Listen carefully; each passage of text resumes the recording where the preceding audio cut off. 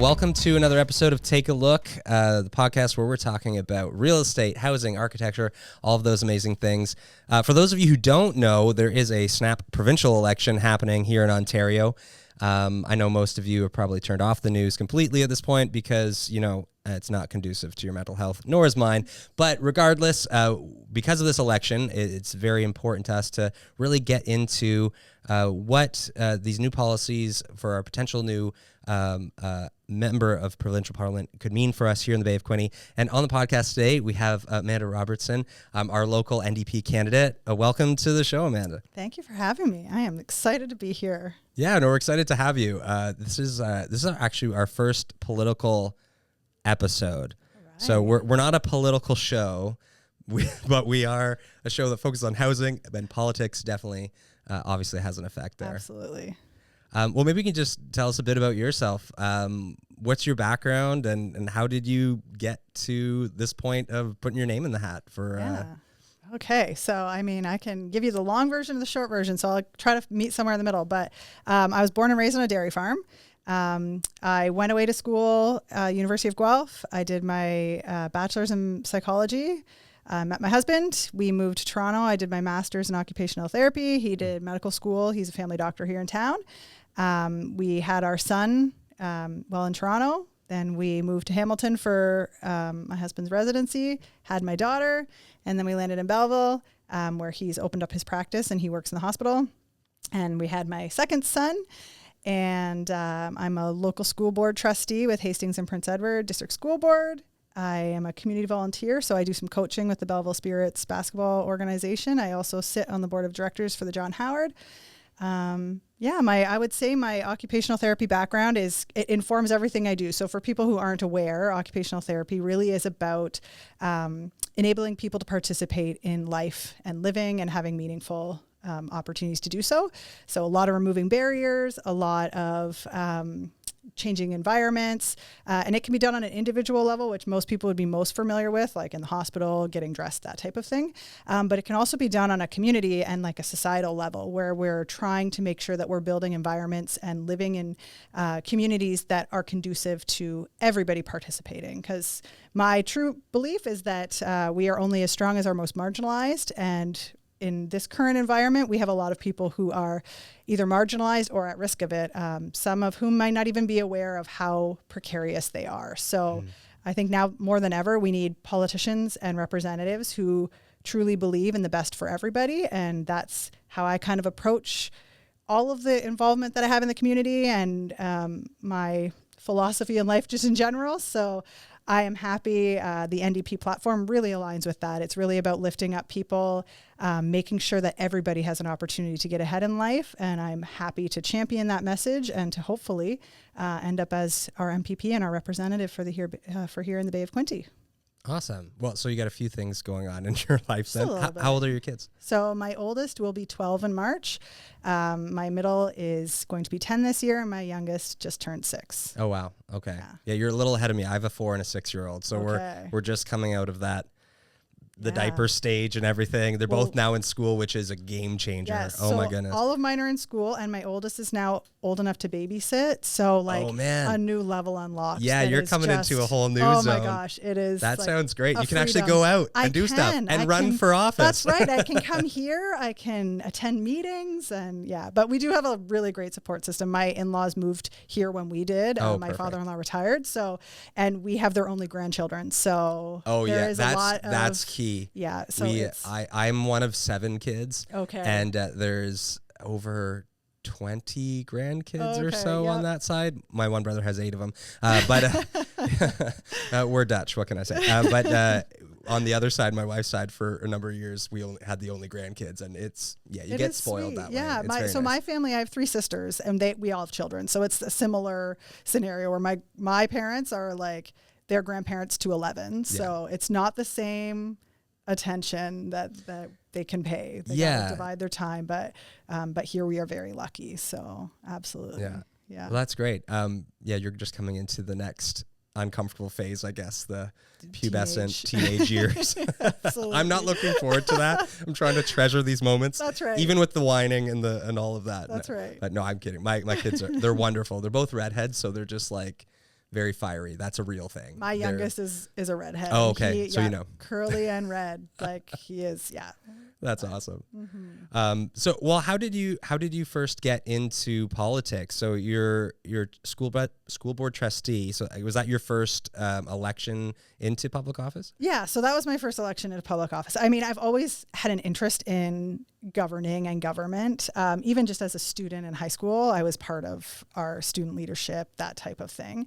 But yeah, my first official elected by the community would have been in my trustee role. And that really kind of came about in, I would say, the most natural way possible. I started as a volunteer at my kids' school. They went to Queen Victoria, which is now combined to the East Hill Elementary here in Belleville. But they had a lot of need for parent volunteer and engagement at our school, because it was a school where there was a lot of struggle amongst families, and we really struggled to get engagement from our parent population. So as a classroom volunteer, I naturally joined school council, and we were sometimes a council of like 2 parents and the principal, just because it was really hard. Like, people are stretched super thin. A lot of people work multiple jobs. So I personally felt the need, because I had the opportunity and the time and the resources to be able to participate in that, to really try to advocate and try to bring out some of these voices that were not being heard at a school level. And then once you're involved, I don't know how involved you might be in your school council, but you get to see kind of that inner workings and where some of the barriers are at a school board level. So then my next thought was, okay, like, a lot of the challenges we're having aren't being solved here at the school level. Maybe I'll see if we can move up a level and see what's going on and how I can maybe have some impact there. So I decided to run for the school board, and was successful in 2022. And from there, I had a amazing opportunity to be our board of director member for the Ontario Public School Board Association. So we would go quarterly, sometimes more often, for meetings where we would meet with the trustee reps from the 31 English public school boards across the province. And that group, so OPSPA is the acronym, their role is to advocate for public education in Ontario. So a lot of what they do, they don't call it lobbying, but they essentially are a lobby body for trustees at the provincial government level. So I got a lot of really good insight into barriers that were coming from even higher up. So it's kind of like you see where the challenges and you see where the barriers, and it's just kind of out of reach. So I think the provincial level, as an MPP, this is really who holds the purse strings for education funding. It holds a lot of the control, and a lot of that trickle down to what we see at our school council level is decisions being made at a provincial level. What did you mean, like, in your role there? Like, I guess it's kind of like you're opening the doors and you're kind of seeing what's all happening there. Yeah. What was the big takeaway? What did you realize was happening or not happening that you were like, this is a problem, we need to act on this? Yeah. So I would say the biggest takeaway is the disconnect from government to the people working in our systems. And I think this government especially, it's almost like they've forgotten that the education system or the healthcare system is not just buildings and books and hospital beds and structures, it's people. And if you're not investing in those people, in the workforce, the human resources, we start to see major cracks, and our public service starts to degrade. So my biggest and most eye-opening experience is seeing the priorities that governments set and how that really does matter. So if you're not prioritizing the people at the heart of our communities, you see that in these services not being there and not being there in a way that we expect them to be with respect to education and healthcare and kind of all over the place. But the reality is my biggest eye-opening was, wow, like, they're not thinking about teachers. They're not thinking about students. It's all like kind of this gamesmanship. And I know politics is like that.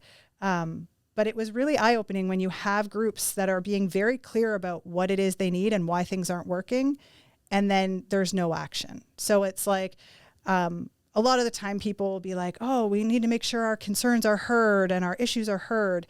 I would argue that they are being very much heard. It's just the priority isn't to solve them. So is that where you think the member of provincial parliament is the key in that? Absolutely. And across the province. So, I mean, obviously the leadership, they provide strategic direction.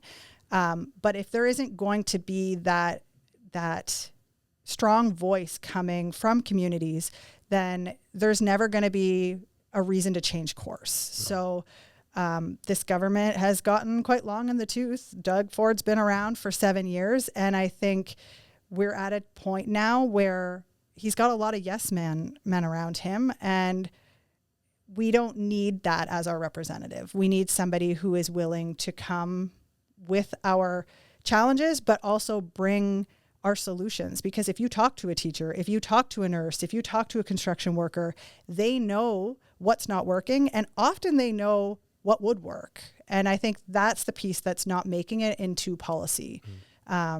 And that piece is only gotten if you go and get it, because our teachers, our construction workers, our nurses, our educators, like they don't have time to go and knock on every door and contact every MPP and say, hey, this isn't working and this is what I want. Like, we need to be, as members and as reps, willing to go to them and get the information from the source, and making that a priority, because government will always be able to govern. But a big part of our role that I think has been missing for the last little while is those reps who are willing to get into the community and really understand themselves, because not everybody has my experience. Not everybody is living the life I'm living. So I have to be the one to make sure that I'm going out and understanding that perspective so that I can clearly advocate for things that isn't just what I know. So why are you the person to represent us, as opposed to not just other parties, other candidates, but why you specifically? Yeah. So I think what I can bring to the table is the fact that I love conversation. I mean, I'm here and this is like, I love this. And I love talking to people, and I love stories and storytelling. So, one thing that I forgot. So in my in-between, when I was having kids and before trustee, I did a certificate in professional communication. So I actually am a content, like I do copywriting, I do wordsmithing, I've written clinical guides, mostly in like a healthcare realm because of my background. But oration tends to help in politics, right. So that's a great background. But the reality is, I have always had a role for getting people's stories and perspective. It's always been of interest to me, even just as a writer. Well, I think communication is like the essential thing there, right? Is in any kind of relationship, whether it's a marriage, a friendship, a business partnership, or even a political leader to constituency, communication has to be key. So, and I think what you're kind of describing is that communication breaks down from here's the needs, here's what's going on, and now we're communicating this way, but then there's not people aren't taking it and actually acting. Absolutely. And I think too, like growing up, so I grew up on a dairy farm. So obviously I have farming experience. As a student, I put myself through school. So I was still working, because University of Guelph, there's a big ag program there. I was working on research farms. I've worked at golf courses. I've worked at hotels. I worked on the Toyota job site when they were building the Toyota plant in Woodstock. I've worked in so many different industries that just personally, I've had the opportunity to interact with people from all walks of life in all sorts of industry and understand a little bit about what life looks like for somebody who is working on a job site or working in a farm or working in retail. And so I think my own personal work history experience has allowed me little bits of insight into people's lives and experiences. And obviously things change with times, and it's now 2024 and that might have been 2012. But the reality is, like, I know people and I understand people, and I feel like I can relate to them on a lot of different levels. And I think it's so important for your representative to not only be willing to do it, but to enjoy relating with people and to enjoy that communication piece, because sometimes people aren't going to like what you have to say, and you have to be willing to meet people where they're at and to also change course if it's not resonating. So if there is a policy that's coming down the line and it's going to impact a group, to be able to be big enough to acknowledge why it might not work. And if it has to happen, be able to articulate that. But also, if it's really not going to work for our community, to be brave enough and willing enough and to have a leader that is willing to hear different voices, for you to come back and be like, yo, this is not going to work. Like, this for our community, I don't care if this is something that is really important for the party, but for Bay of Quinte, this isn't going to work. I think that we talked about a bit about this before we started recording, but I think that's a key thing that, I mean, I find frustrating in politics is when we have a party system like this, there is this party loyalty. You have to toe the party line, literally. It's a saying because of that.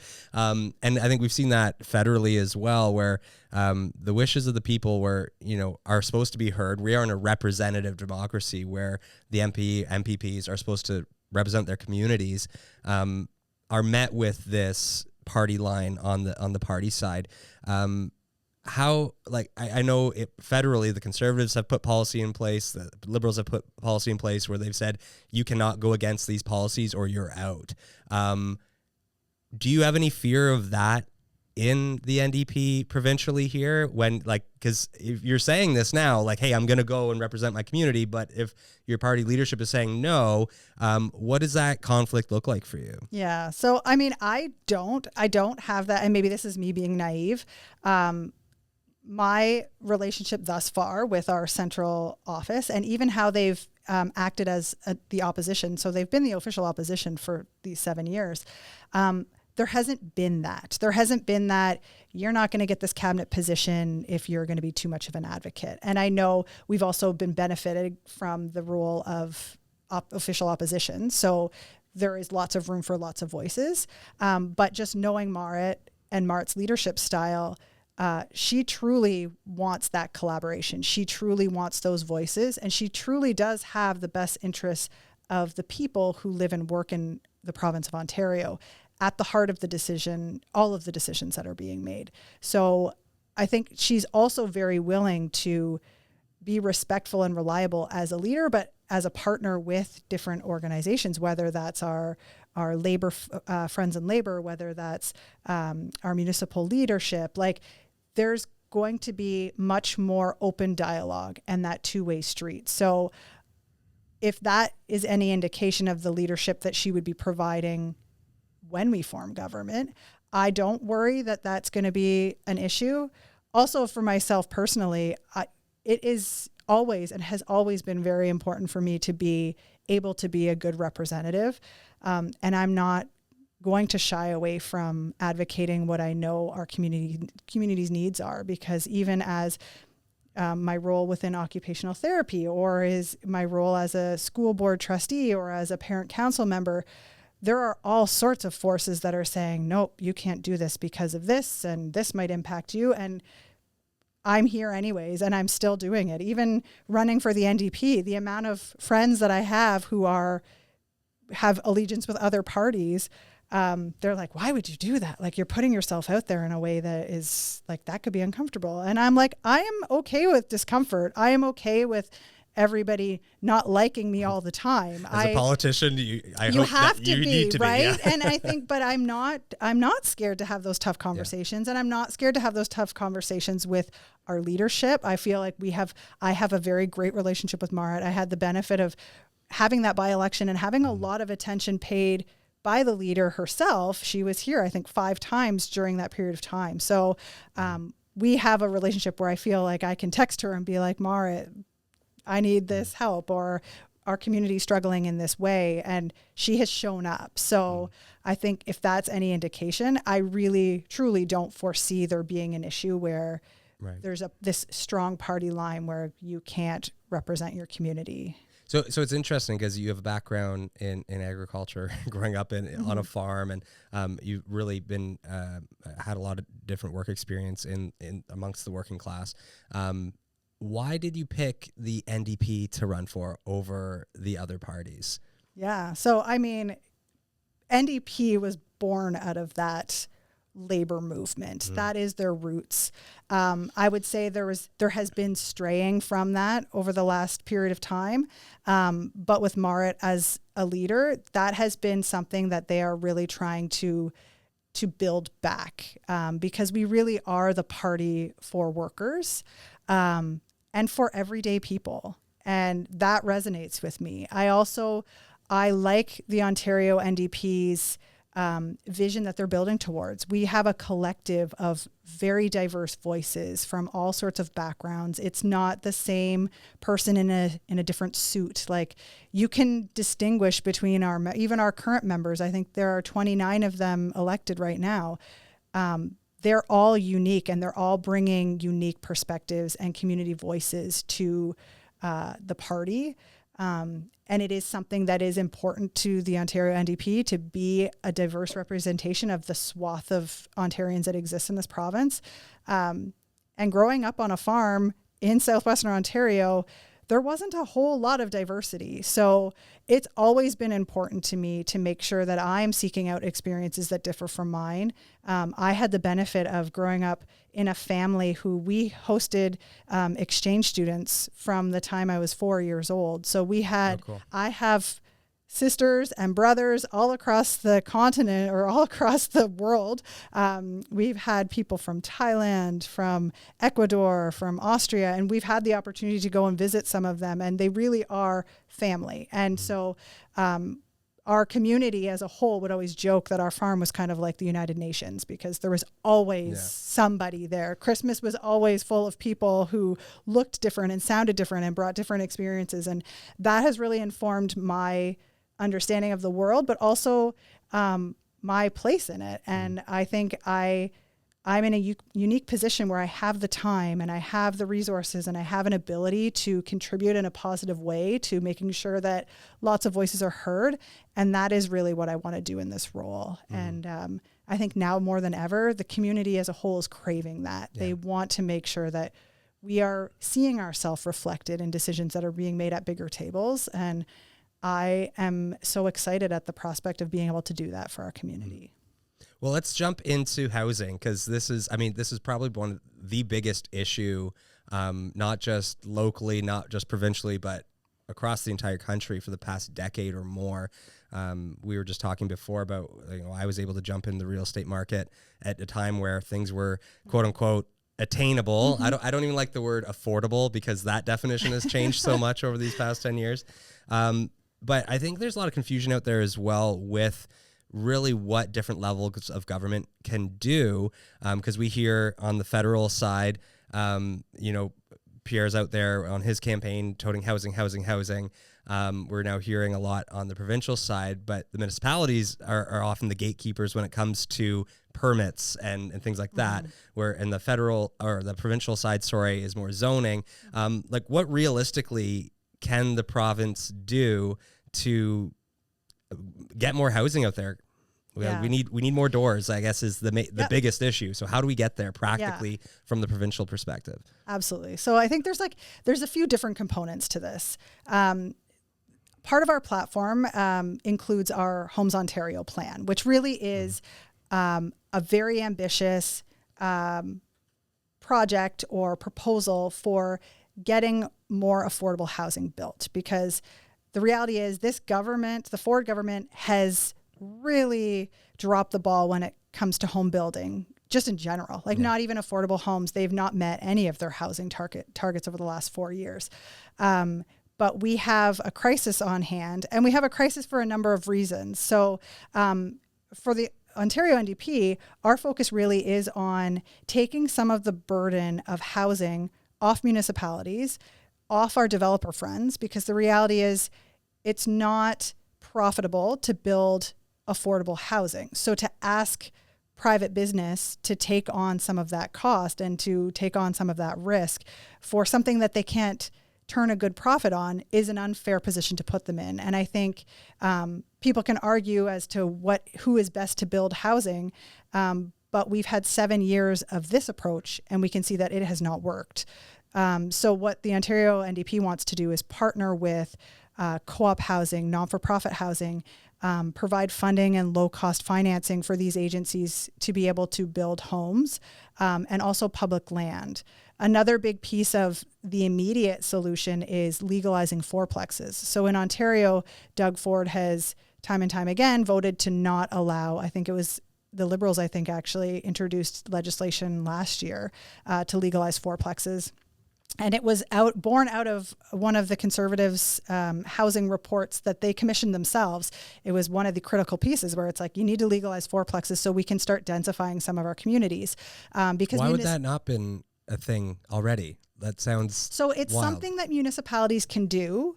It's not illegal per se, but they can say no to it.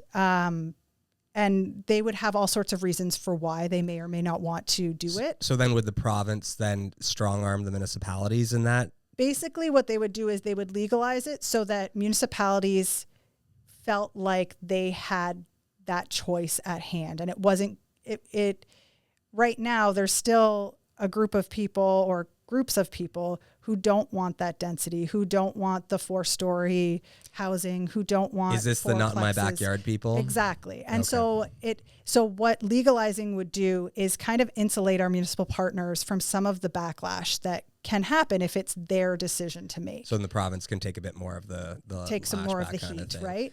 Yeah. Because we acknowledge, and Housing Task Force acknowledge, that without densifying, without allowing fourplexes, without this type of vision for what housing could look like in communities, will continue to sprawl. So that eats into farmland.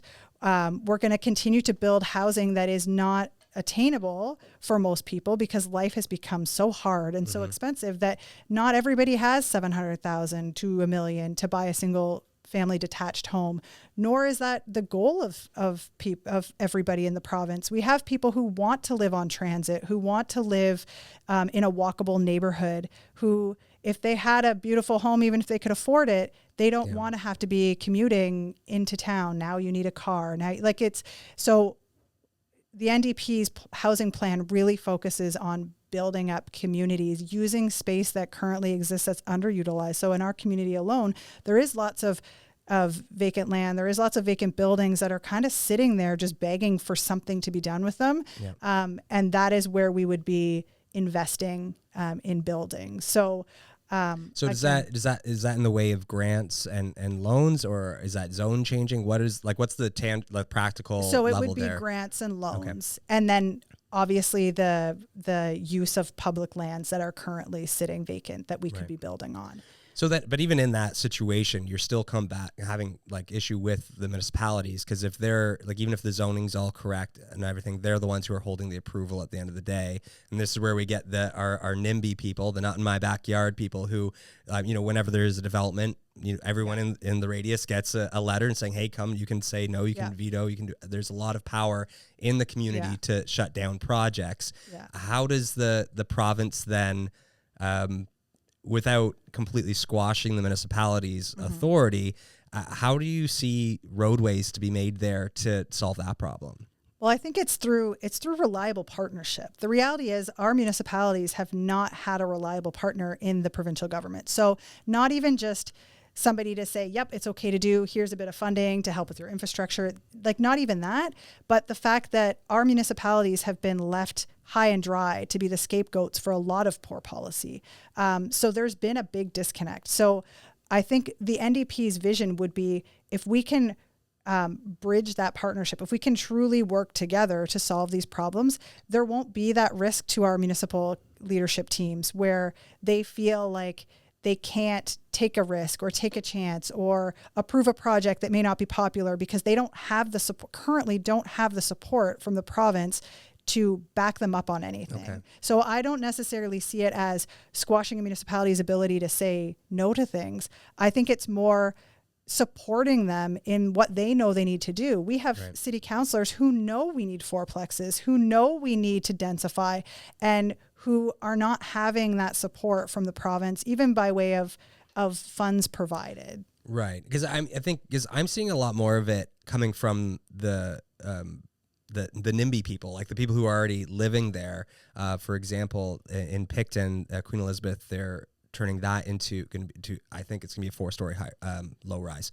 And there's been a lot of resistance in the community for that, because I don't want to see that here. I've invested in here.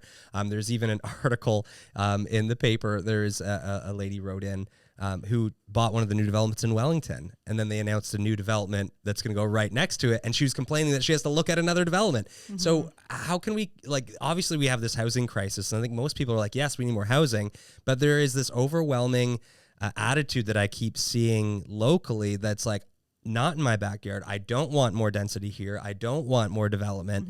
Mm-hmm. Does this turn into more of a separation of power from the municipality, where it's like, the province is going to be able to say, no, this, we can green light this without all of this red tape? Or is this still just an encouragement to the municipalities to cut all this red tape so they can make it happen? Where's the solution there? So I think the biggest part is, this comes back to our communication piece, right? The reality is that not every decision that has to be made is going to be a popular one. I think that even people who are the not in my backyard people, we all can acknowledge that everybody deserves somewhere to live. Everybody deserves housing as a human right, whether they feel strongly in the advocacy piece. I think that most of us would have a hard time knowing that our neighbor is sleeping on the sidewalk because we didn't want to have a shadow cast on our porch. And I'm not saying that that isn't a valid concern, and it's not, like, people have all sorts of experiences. People have all sorts of expectations for the communities that they move into and the purchases they make. But at some point, we need government leadership to say, hey, like, this has to be done. We cannot accept having 85,000 to, over the next 4 years, ballooning to potentially 300,000 people homeless and living on our street. So I think that's where the communication piece, and that's where the province really has to have a role in setting the tone in discourse, being that reliable partner so that these agencies who are, let's say, our co-op housing partners or our municipalities who might have great ideas, there's all sorts of great partnerships for projects like the Queen Elizabeth School site, where they feel like they're supportive enough to take that risk, knowing that, like, sure, there's going to be backlash. There's going to be people who are not happy with it, but these are decisions that are tough ones that have to be made. Right. And I think it is life or death. These are our neighbors. These are our community members. This is a growing problem that is not going away, and it's not going to get any better. And there are a lot of people who are precariously housed. So while we might say, okay, we have 130 people attending our drop-in on any given day right now, downtown Belleville, we know that there's probably 500 people who, in addition, are sleeping on couches, who are subletting with 8 people in an apartment, who are not even missed paycheck away from also ending up on the street. So we have that group of people, but we also have people like our Loyalist College staff, who 20% of our staff were just laid off. These were people who had good paying jobs with benefits, with the comfort of knowing that they can pay their bills, who, as of right now, don't have that anymore. And some of those individuals who 6 months ago might not have thought they were going to be at risk of ending up on the street might be thinking very differently today. And I think we as a community have a responsibility, and as elected representatives, a responsibility to make sure that everyone is aware that we are all far closer to ending up living on a street than we are ending up living in a mansion. Mm-hmm. And I think until society as a whole starts to just take pause and think about that, we are going to continue to see people saying not in my backyard, but we can't let the not in my backyard movement overshadow what I see as a far bigger crisis of conscience and of society right now, and a huge failure on the part of governments of past, not even just this one, but prior to, that has really neglected their role in making sure that permanently affordable housing is there and in place. Because as much as we don't want to be reliant on social safety nets, we all could be reliant on a social safety net at any given time, and we need to know that they're there for us. And housing is a big piece of that. And like I said, I don't think it's fair to say developers, this is your responsibility to figure out how to build affordable housing and maybe turn a meager profit. We know that it's not going to be profitable to build this type of housing, but it will pay back in dividends to the province when we don't have millions of emerge visits, when we don't have to deal with the ramifications of people being homeless and having challenges with substance abuse, when we don't have to worry about students in our schools that are coming to school hungry because their parents are choosing between food and shelter. And there are all sorts of ways that we will see those funds return to the taxpayers' pockets by investing smartly in doing what is right and what is needed for our communities. So on the federal level, one of Pierre Poilievre's talking points is dollars for doors. This whole policy is proposing to restrict funding and only give it when more of the municipalities actually build up. What are your thoughts on that kind of approach? Is that something that's actually feasible, practical, or beneficial? And if not, what's the alternative to, that's kind of a carrot and stick kind of incentive? Well, and I think that's just it, right? The reality is all levels of government have a role to play. And when you have a policy like that, it might not necessarily be bad in itself, but it might not be practical if you don't have a provincial government that's willing to also support that type of thing. Because what our municipalities and especially our smaller municipalities are seeing is they don't have that capital to invest in the infrastructure to support the building. So we have a lot of housing that is not being built because we can't afford to put in the sewers, to put in the wastewater, to do the roads. And all of that is provincial responsibility that most of it has been downloaded to municipalities over the course of Doug Ford's tenure. So we're at development freeze in the county right now. Exactly. So it's like the dollars for doors, okay, that's great in theory, but a lot of our municipal counterparts are saying, well, but our hands are tied. So you're dangling money saying you can do this, but you have to somehow have a magic trick to be able to make it all happen. And I think that's where the province really needs to step in, because under our umbrella is housing. So it's nice that the federal government wants to weigh in and wants to help and provide some of this housing accelerator money and all of that. But it really is truly the responsibility of the province for housing.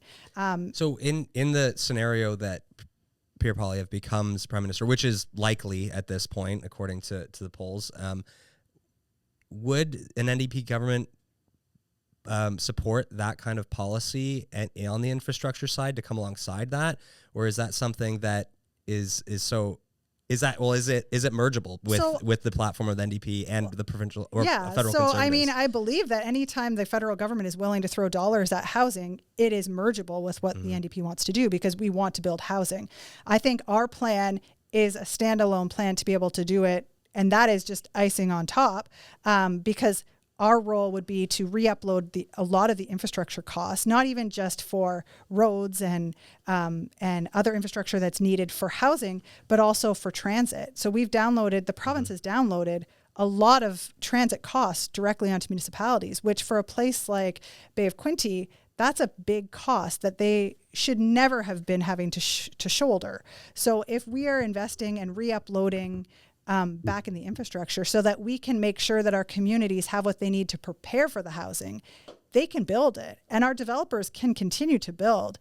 And we will continue to build that affordable piece. And then if the federal government wants to throw dollars at for every door, bring it on, because we're going to have a lot of doors opening and a lot of doors being built here through our plan. So I don't think it's not compatible. I think in the current state, it's useless, because I think most municipal leadership would say, well, great, there's some other money we can't access. Right. So, but with an NDP government, there would be money to access, because we would have laid the groundwork for them to be able to do their jobs. Right. Yeah, I mean, that's the wild thing with it, because even in the county, so I lived in the county for the past 13 years now, and kind of got to see it emerge as this destination in this place, and lots of housing going up. There are obviously a bunch of different developments happening now, but it's been a constant infrastructure struggle. When we first moved there, about when we first bought, was probably 10 years ago, they had to replace their water treatment facility, and that infrastructure wasn't sustainable because they had to do it again. And then they had to redo all the lines, and then now we're at a point where we can't build anymore because we don't have enough water again. Within close to a decade. Is that mismanagement, or is that provincial funding? So I'd say it's probably a little from column A and a little from column B. Probably more provincial responsibility, though. The reality is, and this is something I learned during the by-election, the county has like 6 different, and don't quote me on this, but I think it's like 6 different water treatment sites. Just by virtue of the way that the county was developed, there's a couple very small ones that support like a handful of houses or a dozen homes. And then you have bigger ones like the one in Wellington, the one in Picton. And then I think there's a separate one for Rossmore, or maybe Rossmore is part of Belleville, but it's a unique quilt of water, like when we're talking water and access to it. And it doesn't cease to amaze me that the county is surrounded by water too, right? So that's the biggest irony of the whole thing. It is so ironic. Yeah. We're in the middle of Lake Ontario, but we have no water. Yes, exactly. And I know there's like different perspectives in the county, depending on who you're talking to, about what a single water treatment facility might look like and how that might impact a community, and there may be support or not. But the reality is, like, that's a very inefficient way to get water to people in the county when we have it coming. Like, all of those places are staffed, all of those places have to be maintained. So I think there is a role, but again, the municipalities have not had the dollars to be able to address any of this in a meaningful way, and even to just do the consultation to see what is possible. So I think having a reliable partner who's willing to take on some of that burden, places like Prince Edward County can explore what might make more sense moving forward. If we're talking 10, 20, 30 years in the future, what do our needs look like, and how do we plan for that? Because I think we have been operating in a kind of crisis mode, and municipalities especially, because they are trying to do Herculean things with bits of funding, and are carrying all of that burden. So the role that they're supposed to be playing in our community has been very limited, because they have to be preoccupied on making sure people have safe water and that the roads aren't causing massive accidents, and those shouldn't be where our municipal councillors are focusing, because it's at the detriment of making sure that their communities are prepared in all sorts of ways to be thriving. So I think the province plays a big role in that, because it is our responsibility to take on some of those bigger cost burdens, because the ratepayers can't do it. If you look at smaller communities, there isn't the tax base there to support these massive projects. And it shouldn't be you have to beg, or you have to be in an area where the seat might be at risk to get that money. And it shouldn't be like, oh, it's election time, here's $19 million for you, which is only a fraction of what the project's actually going to cost. But congratulations, we can maybe start to fix a road. Like that road, and County Road 49, great example. That's one where I know the government in their Oprah's 10 days of giveaway right before the election, that was one of their big funding announcements. That's great. But that road shouldn't be the responsibility of the municipality. So the NDP has already committed to re-uploading that road. So we would take it back and we would pay the full cost to repair it, because it should never have been downloaded to the municipality in the first place. You can chalk that one up to mismanagement as well, because putting a concrete highway absolutely in Ontario is the most foolish thing in the world. That was a bad deal with the cement plant. That's the history right. on it's not great. Yeah. One more question on the infrastructure side. So I live rurally. I'm on 3 acres of non-farmable land. The municipalities are in charge of severances and things like that, but the province's jurisdiction is zoning. And a lot of, I guess that's one of the hot topics now is farmland versus development, different types of zoning. Is there much the province is willing to do as far as rezoning things to allow additional dwellings, maybe not full developments, but even certain farms to put a second dwelling unit on the property would, if you put one on every farm in Ontario, your housing problem almost eliminates itself. Obviously, that's kind of a hyperbolic situation, but is that something that's feasible for the NDP to do? Is that something in the plans, or is that a staunch, we're not touching farmland or adjusting zoning? So I don't think there's anything that's like a staunch, we're not touching, and it's not our role. But I think it is a balance, because we do have a lot of voices there, right? We have this need for housing, and this, again, why density is so important, because a lot of our housing crisis, the immediate crisis, needs to be solved with density. It needs to be solved with building homes where people need to live. You could also have if you're bringing in the farming perspective too, we have farmers who are like, yep, we got to save farmland, and and advocates for farmland that will say save farmland at all costs. But if you even dig in amongst that community, so I had a really interesting conversation with one of our local farmers who his perspective is saving farmland is great, but if you're not preserving a farmer's ability to farm it, then you're just protecting nature. And there's nothing wrong with protecting nature, but that isn't kind of important too. It is also important, but it is this interesting perspective and balance that it kind of like made me take pause too, where it's just like, oh yeah, I guess like saving land for the sake of saving land, there needs to be intentionality about it.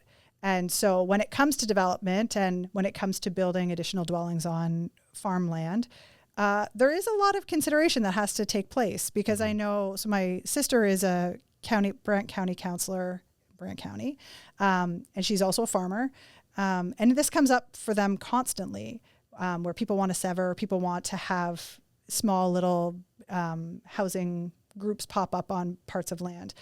Where it gets complicated, though, is when you have to there are zoning requirements or there are rules around how close a dwelling can be to a manure pit or how close a dwelling can be to livestock.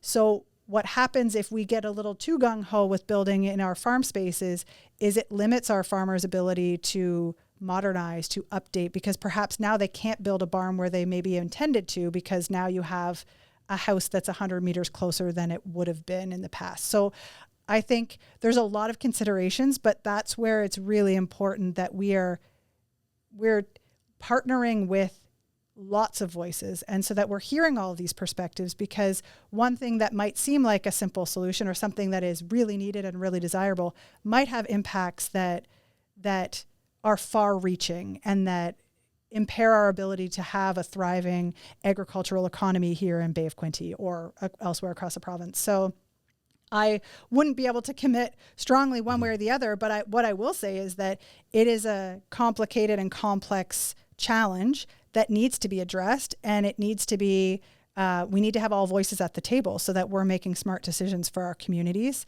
But again, our municipal partners need to know that they have the support of the province to be able to make those decisions when things are tricky for them. So it's not about bringing down the hammer and saying you have to do this or you can't do this, but being there as a resource and a reliable partner that can support them in whatever decision makes sense for their community. Mm-hmm.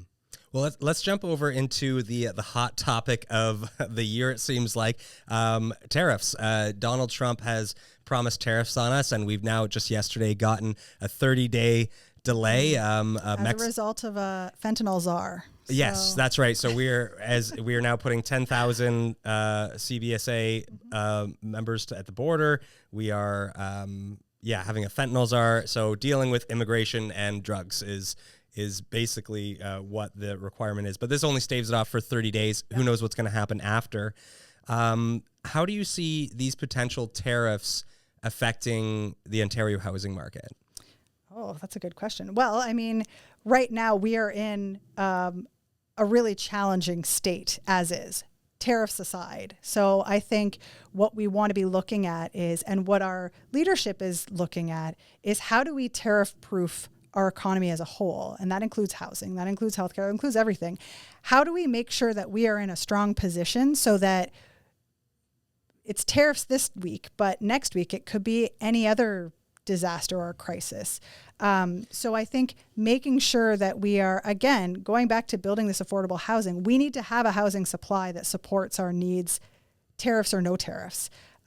So our plan is to be investing in tariff proofing, investing in building, investing in supporting. Is that reshoring processing for certain products? Is that kind of the practical element of that? Exactly. Like buy Canadian, buy Ontario. Mm-hmm. And what I would say, my biggest personal critique of Doug Ford and his approach to leading up to this crisis is that we knew that it was always a possibility.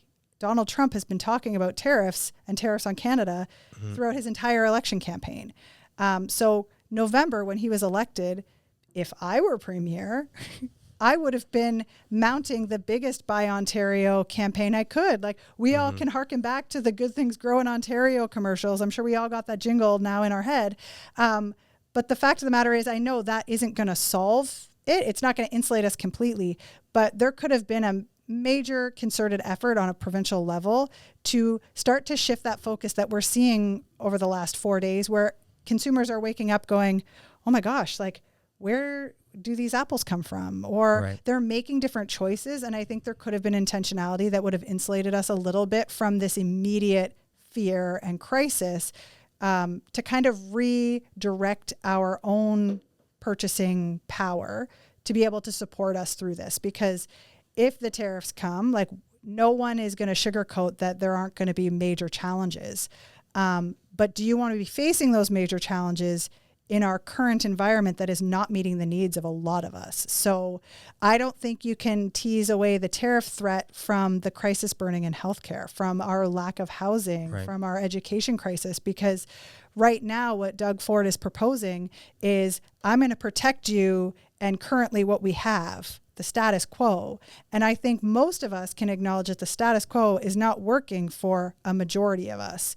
So part of that tariff proofing response and part of that protection of our economy and of our citizens who live here is fixing those problems that, even if you could stave off tariffs from now until the end of time, we have major issues that have to be dealt with, that otherwise, what are we fighting for? What are we fighting to preserve? So I think that is the key to making sure that we can come out stronger, is that Buy Canadian, that exploring of other markets. Like, we have been very complacent in our relationship with the US, and I know we're very intertwined, but there are other markets that we can access, but that's going to take the political willpower and some real leadership and guidance to be able to explore what those tables and what those partnerships look like.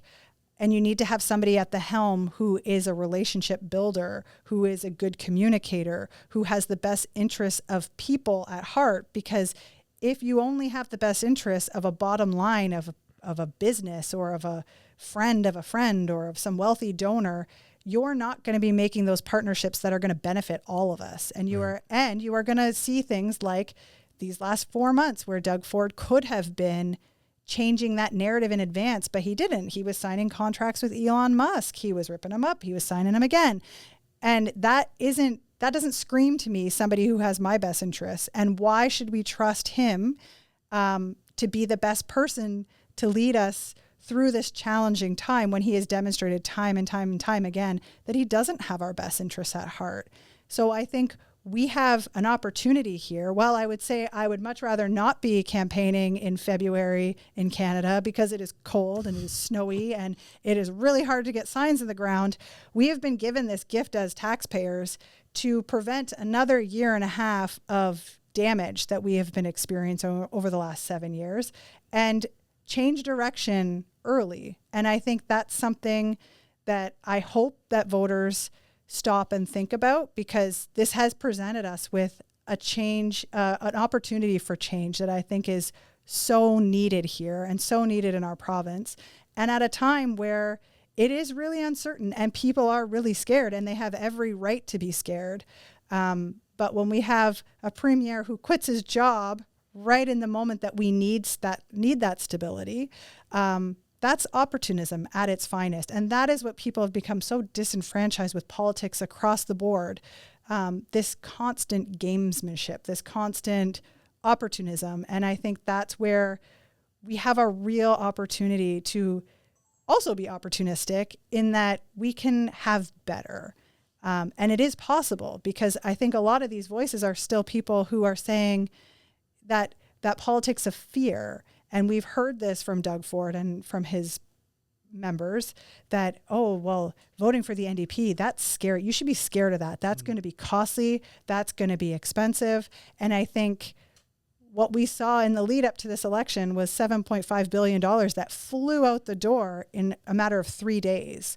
And so I think Doug Ford has also handed us a gift, because he finally has acknowledged the type of investment that is needed to be able to start to solve these problems.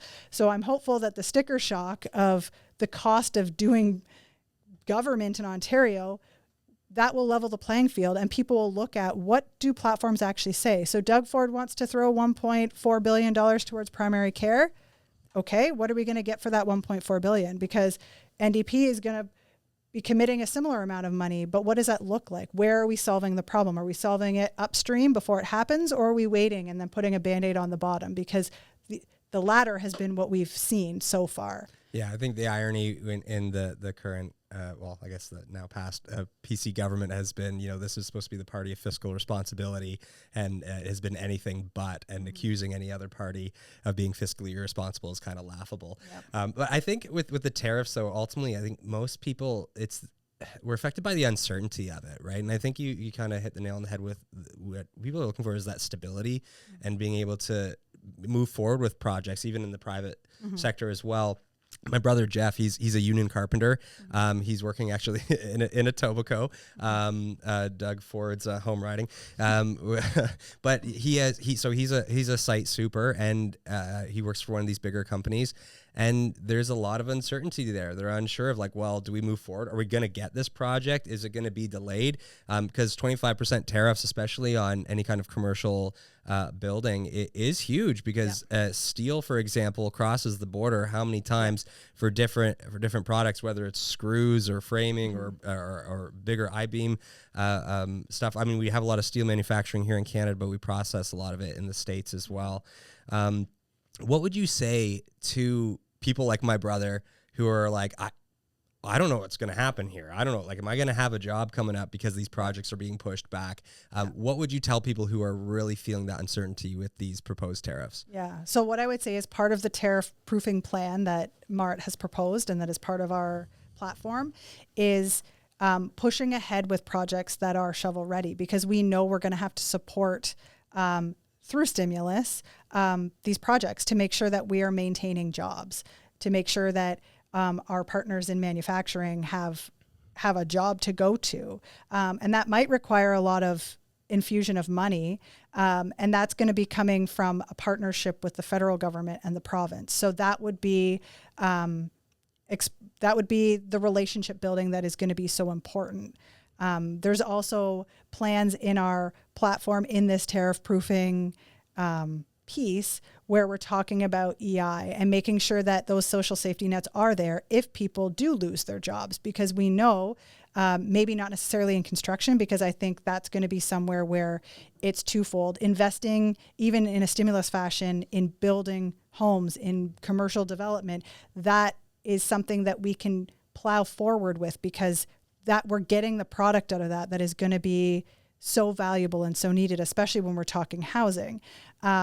But if we're losing jobs in manufacturing, if factories are shutting, these are all very real possibilities. We need to make sure that there are opportunities for retraining. So the NDP would be committed to providing funding and opportunities for anyone who would lose their job to be able to retrain, but also to be boosting our EI to make sure that people have access to that and that it's enough to keep them afloat while we weather the toughest of the storm. Right. So, well, speaking of training and retraining, I think that's the other side of the housing unaffordability part that we have, is we have such a lack of tradespeople, not just in our province, but across the country.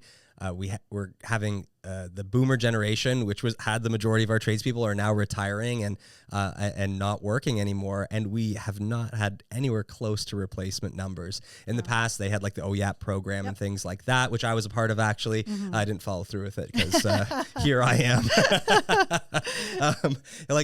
Even like you say, being outside in February, construction is hard. It's not easy.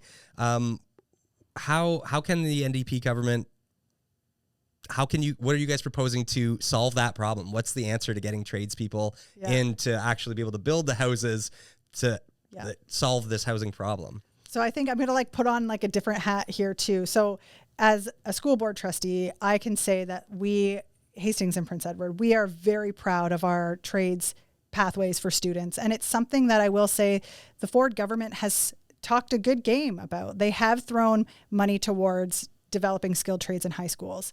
That being said, they also just set the stage for major cuts at Loyalist, one of the programs being our carpentry program. So how on earth are we building homes and encouraging people to go into the trades when we're now saying, ooh, you want to do carpentry, you're going to have to drive to Peterborough, or you're going to have to drive somewhere else. Like, that's out of reach for a lot of people who live and work in our community. But it is something that we need a strong concerted effort to refocus on, not just saying, oh yeah, go into the trades.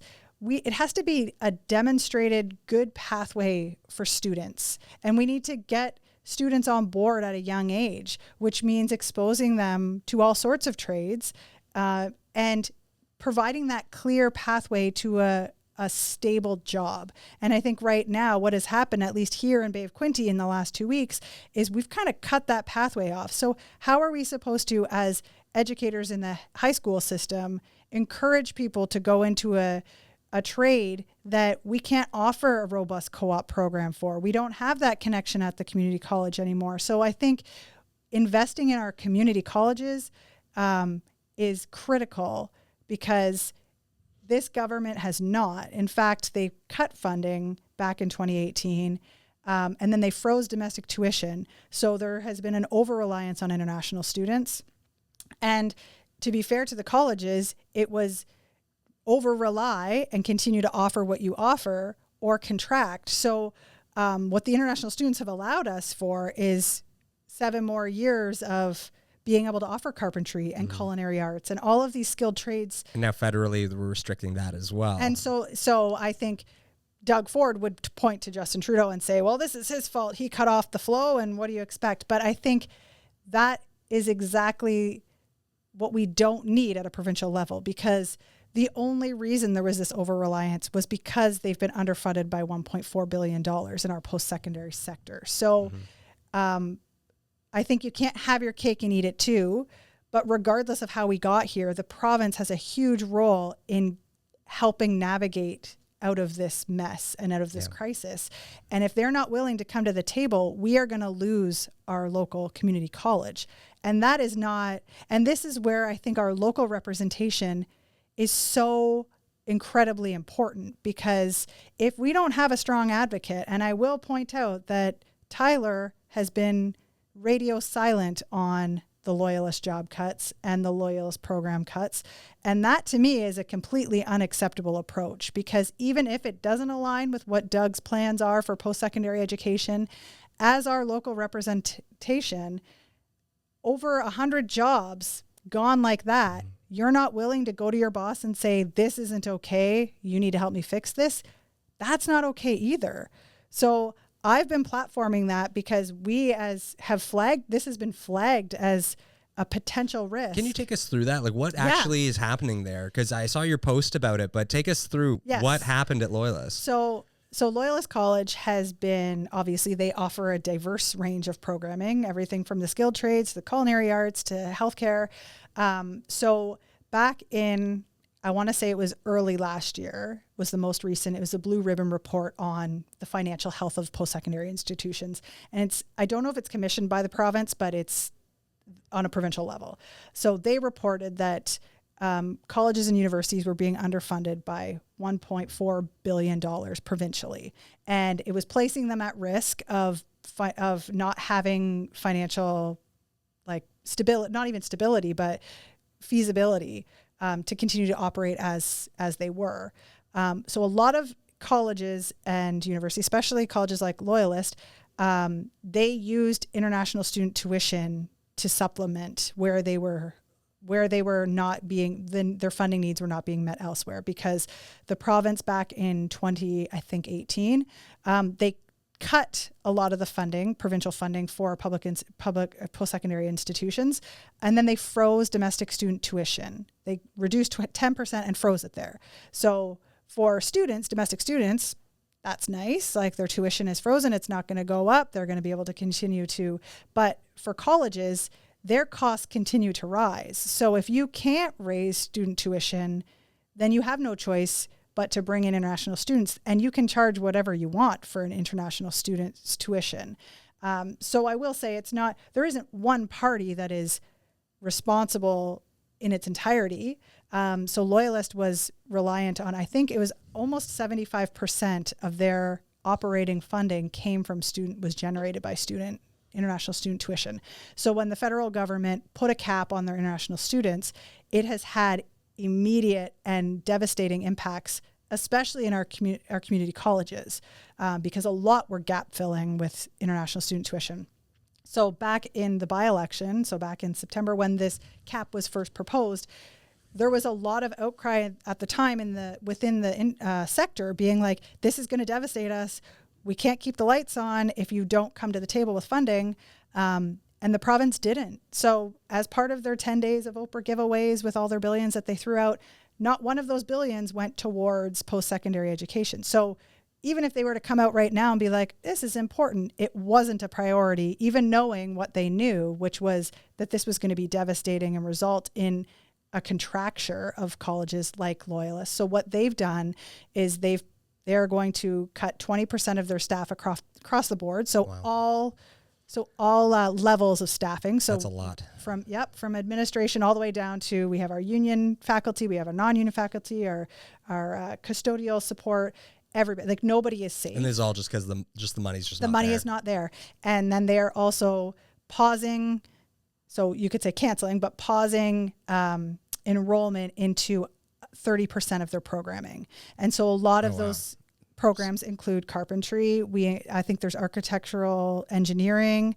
Really? That's so strange that those would be the areas, like, and as it's far not, yes. And so the college has acknowledged this isn't because they're under enrolled. It's not because they're not wanted. It's because they're expensive programs to run. So there's their culinary program. It's expensive. You have to buy the food. You have to buy the supplies. It's costly. And so what they've decided to do, at least this is what I've heard through my connections at Loyalist, is they're going to be focusing more on their healthcare programs, which is needed. Yeah. There's nothing wrong with that.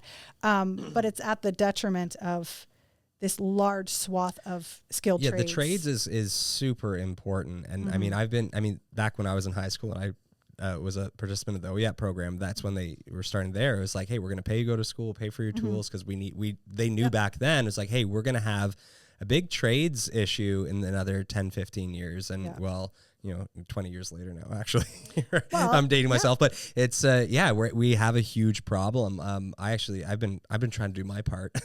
I encourage every kid in high school. It's like, don't go to university if you don't know what you want to do. Yep. Get a trade. You're in high demand. You're going to make good money. Just go for it. Yep. So that's wild that hasn't been a priority for what you're saying for this government. Well, ironically, it has been a priority. That's why this doesn't make sense. And that's why... Do you think this is an oversight then? It is. I think it's just like on the giveaway at the end, let's throw it here, and then it's just we missed it? I mean, I don't think it was an oversight. Or is it there not enough advocacy for a part of the college? Or where's the issue here? I think post-secondary education sector has not been... That is not their priority. They are not... They have not shown that to be a priority in any way, shape, or form. For trades? Not for trades, just because it's all under one umbrella. Okay. I think it was an oversight on their part, what that might look like for trades within these colleges. So not every college would be shutting down their trades program. Ours has chosen to do that because that is financially the way they stay viable. So would you say that it's the oversight of the province and then a managerial issue kind of come together? Is that perhaps, if we're going to point fingers, let's point some fingers here, Amanda. There's fingers that can be pointed everywhere. But if we're pointing to where somebody could provide a solution, it's dollars, and that's coming from the province. So that is where. So if somebody's listening right now and they've just lost their job at Loyalist, this can be solved with an infusion of money from the province, because Loyalist doesn't want to shut these programs down. They've paused the enrollment. So presumably if they can get funding from the province, those will be fired back up.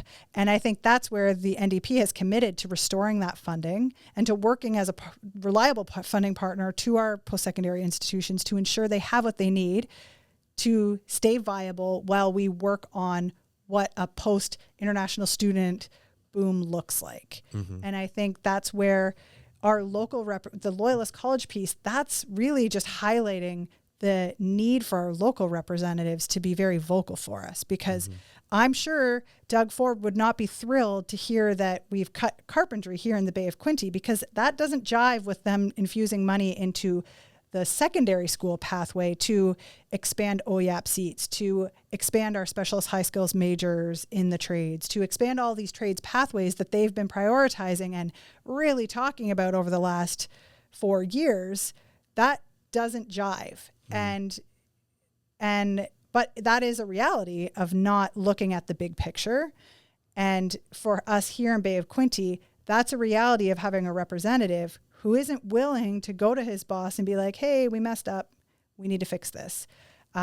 So it highlights a whole bunch of things. But in the grand scheme of things, it is devastating for our community because we've just lost over 100 great, stable, well-paying jobs.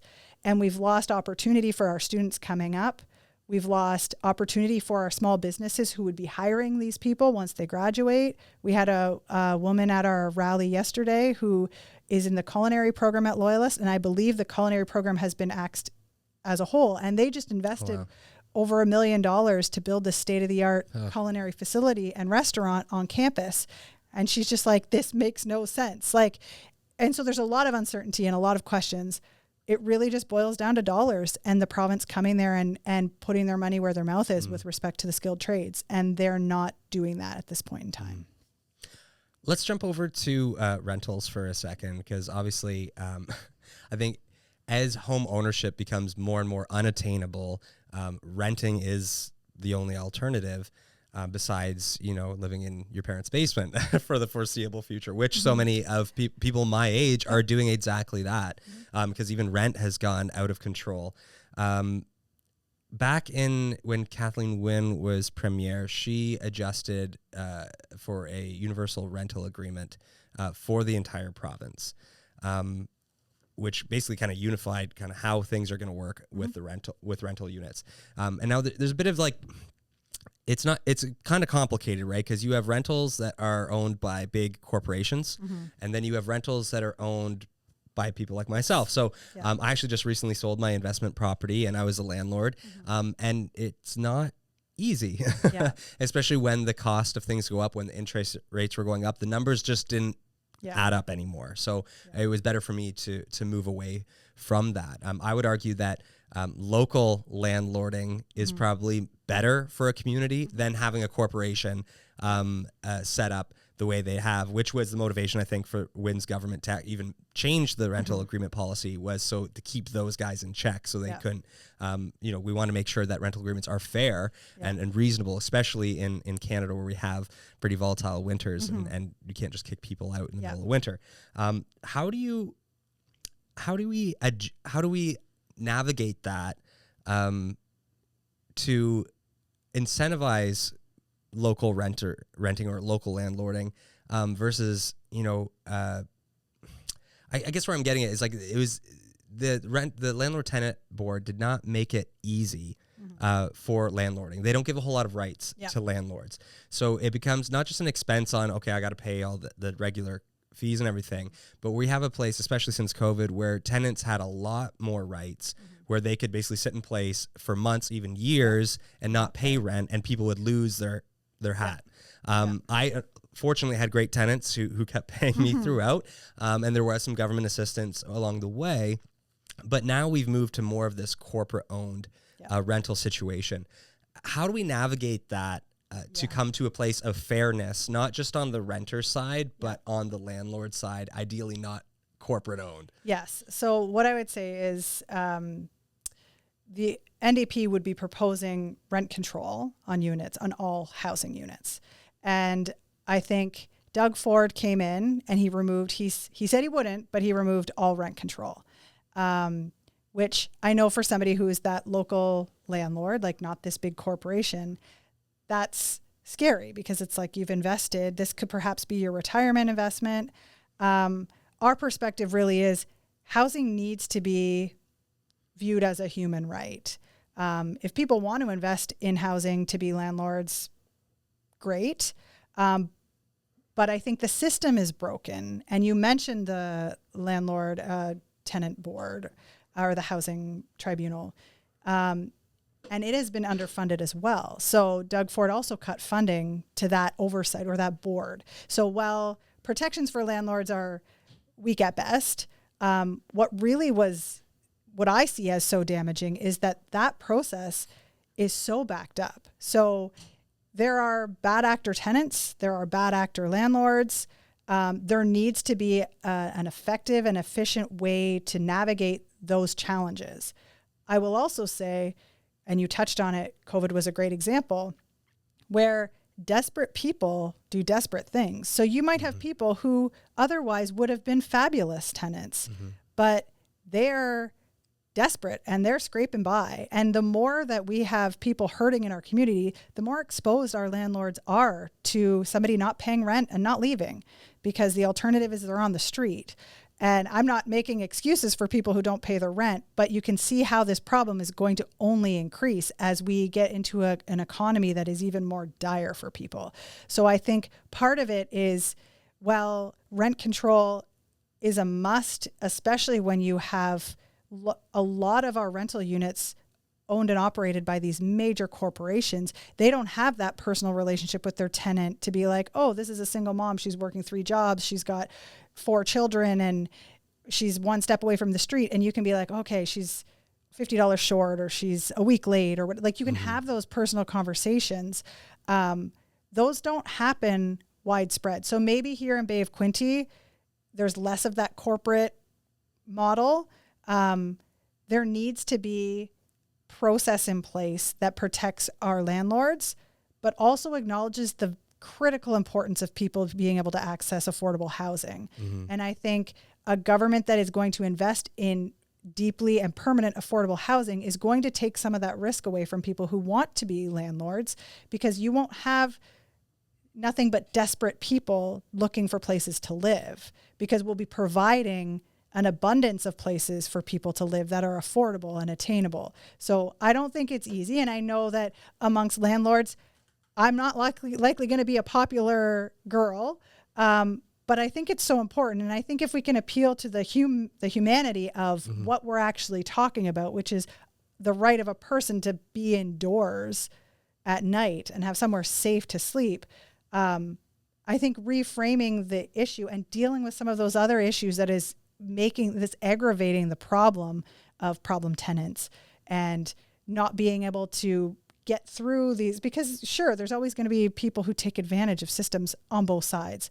We need to have that oversight funded in a way where they can actually see your case within a week or two, and not 4 years where you have somebody destroying your house and starting fires and there's no way for you to get them out, because I have heard those horror stories and they are not few and far between. So, but for every one of those stories, there's also the rent eviction story where you have an elderly couple on a fixed income who are now down at Bridge Street United because they don't have somewhere to live, because their corporate landlord decided to do a renovation and jack the rent up out of their price range. So it's a balance. And again, it comes down to communication and having that local representation and that local advocacy, both at a municipal level, at a landlord level, having those conversations so that we can come up with a plan that works for everybody. But that plan for the NDP does include rent control, because we do believe that we first and foremost need to be providing people with a roof over their head,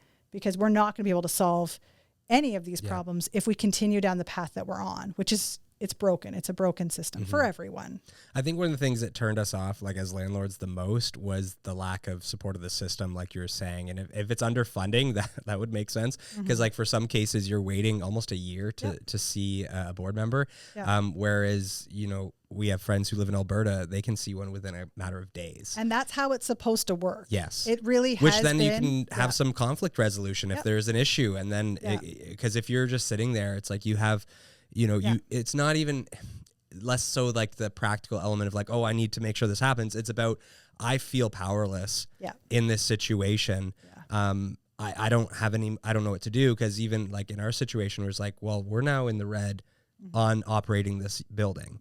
That's not what we originally planned on, but because the way things went, we're now in the red on our monthly payments, and we have children, we have all these other expenses. And that's what led us to selling. But it was, Yeah, the lack of that security in the system was a big detriment to us. And that's where I ask, because I'm like, so many people would be like, I would never be a landlord. I would never do that. When really that's the ideal situation for our communities, I believe, because if there's no corporation, there's no heart. Or if there is a corporation, sorry, there's no heart there. When there is someone who may be struggling, I can give you a little break on the rent this month because of whatever situation. Yeah. And that's the kind of landlords we tried to be. But it made it very difficult when you weren't supported on the system side. But speaking of rentals and landlording things, one of the big hot issues of this decade as well affecting housing has been STAs and Airbnbs.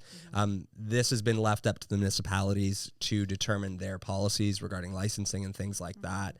But how much do you think that is now still affecting housing availability, and is that something that the province should or needs to step in on to adjust? Yeah, I think that also it has to be a conversation. Personally, I see not only the housing availability negative of the short-term accommodations and the Airbnb type model, but what it does to communities. Like, I know in Picton, we've talked to folks who live there that are like, my neighborhood is dead in the winter. There's no one that lives here anymore. It's all just rentals. And that is like pulling apart the social fabric of our communities. It's also impacting that ratepayer piece where it's like, we don't have, not even just, I guess the taxes are still coming in from somewhere, but if you don't have an engagement with the community, we're having all sorts of negative ramifications. Again, the NDP's overarching view of housing is as a human right. Having properties sit there empty 90% of the time, or to be used only as kind of entertainment pieces, that doesn't really jive with what we would envision as a thriving housing policy. So I'm not sure what our legislation or policy is directly on that, but I know it is something that it needs to be a conversation with municipalities. Obviously, there's lots of stakeholders, but I would say the overwhelming sentiment from people we've talked to in the community is that they're not happy with how big that industry has gotten and what that means for our communities as a whole. So it is something that does need to be addressed.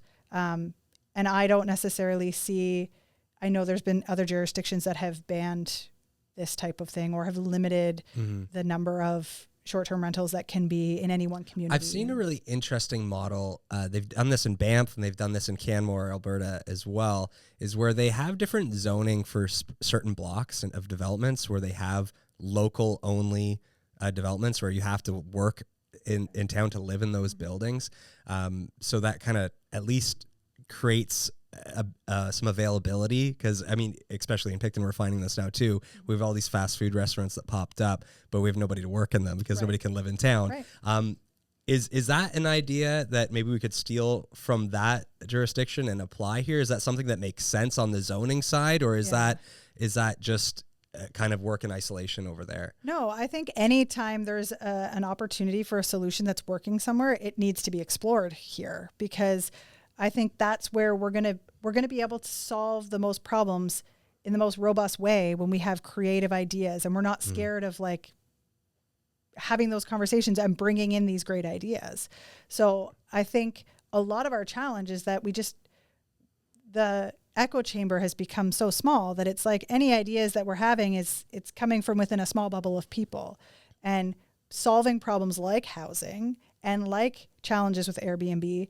It's only going to be done when we're talking to people like yourself and looking to communities like Banff who've tried something new and seeing how it works for them. Like, if there's something that works, we don't need to reinvent the wheel. And I don't think it's smart for us to be constantly reinventing the wheel, but we do need to be more aware of what's going on and how other people are solving problems and adopting that in some of our communities. So I think that personally, I think that would be a great option to explore, because it would still preserve some of that community that people want to live in places where there are other people and where there is that sense of community. And I think when I think of a place like Picton, that's so important. Like, that community identity is important. you're either from Picton or you're not. Like, and some people might be not like, a huge fan of that micro-regionalism. Right. But the reality is, like, that's a draw for people. There's a lot of people who want to move to the county because of that sense of community. Right. And that gets lost when we have policy or lack of guidance around some of these types of things that can get away really quickly in a community where it wasn't an issue 15 years ago. It's like, oh, that's a neat idea. We can do some sharing. It's, but it's become a problem and no one has wanted to address it. So it is something that would need to be looked at, especially for our tourist destinations that can be, a big challenge at times. Yeah. It feels like there's just so much. It gets so complicated very quickly. But thanks for coming on, Amanda. Is there anything else you wanted to cover before we end off here? No, I just want to encourage people to engage and to vote because, vote. I'm looking at you. Because there was a lot of people in the by-election and even in our last general election, our turnout was garbage. Yeah. I think like 36, 38%. It was so low. Yeah. And to speak directly to anyone concerned with vote splitting, because we hear this constantly, I challenge that knowing that 60,000 people did not come out to vote. So who would be vote splitting? Who between? So the Liberals and the NDP. Oh, this seems the Liberals don't technically have a party at this point, right? Well, they will refer to themselves in a jovial way at Queen's Park as the minivan party. Okay. Or minivan caucus, sorry, because there were 7 of them. They could fit in a minivan. That's right. They don't have a leader currently elected. So, I mean, she's in the running now. But the reality is, like, we have a strong party. We have a strong infrastructure already there. As the official opposition, we've been for 7 years. So if we're talking about strategic voting, folks, which I don't believe in, NDP is the party of choice because we are ready to hit the ground running. We have the strongest platform, but most importantly, just come out and vote because apathy is the bane of democracy's existence. And I think we've become really apathetic here. And I mean, rightfully so, a lot of people have checked out because politics has become a very toxic place to be. And like you had alluded to before, your mental health is important. And sometimes paying too close attention can be hard on that. But I think now more than ever, we need people to engage, to realize the power that we have just by voting and holding to account the people that we're electing for us to represent. So, and at risk of sounding cheesy, I really do believe it though, but you need to actually be the change you want to see in the world. Absolutely. It's like, if you want to see your government change and be better, you need to be involved. I really believe that. That's why we're doing this here. This is our way of contributing. And most people, they just hear the headlines. They don't know anything beyond that. They won't even read the article. So I think this format works really well. Yeah. Thanks again for coming on, Amanda. Plug yourself. Where can people find you? Where can people find NDP policy so they can look into you more in depth? So I would encourage you to follow me, Amanda BOQ, on Instagram. We also have a couple different Instagram profiles for our Bay of Quinte for our campaign itself. But you can come visit us anytime. We're at 269 Front Street, right downtown, right across from Capers. You can go to my website, Amanda Robertson at OntarioNDP.ca, and we have opportunities there. You can have access to our phone number there. I don't have it offhand. I should learn that. But I stopped committing phone numbers to memory in like 1997, so it's hard. But yes, if you check out our website, you can get involved. You can join our team, request a sign, make a donation, or just learn more about our platform. It connects to our NDP platform as well, so you can check that out. But please stop by, reach out, jump into my DMs or send an email because I am really happy to hear from people. Or if you have a community group and you want me to come and speak to them, I'm happy to come and meet you guys where you're at. So any agencies, organizations out there that want to hear what we have to say, or at least just get their priorities out there for me to know, I would be more than happy to come say hi. Awesome. Thank you so much, Amanda. Thank you. And for everyone listening out there, we're a nonpartisan podcast, so we are not promoting the NDP or any other party. We have invited all of the other candidates onto the show. So if you'd like to see them as well, send them an email or a direct message to encourage them to come on. We'd love to talk more in depth with them as well. So stay tuned. The election is February 27th, coming up very quickly. So make sure you get out and vote and do your research. Look into Amanda, look into the other candidates, and we'll have a new government very soon. Right. And February 27th is my birthday. So. Oh, there you go. All right. That's it. Thanks a lot, guys.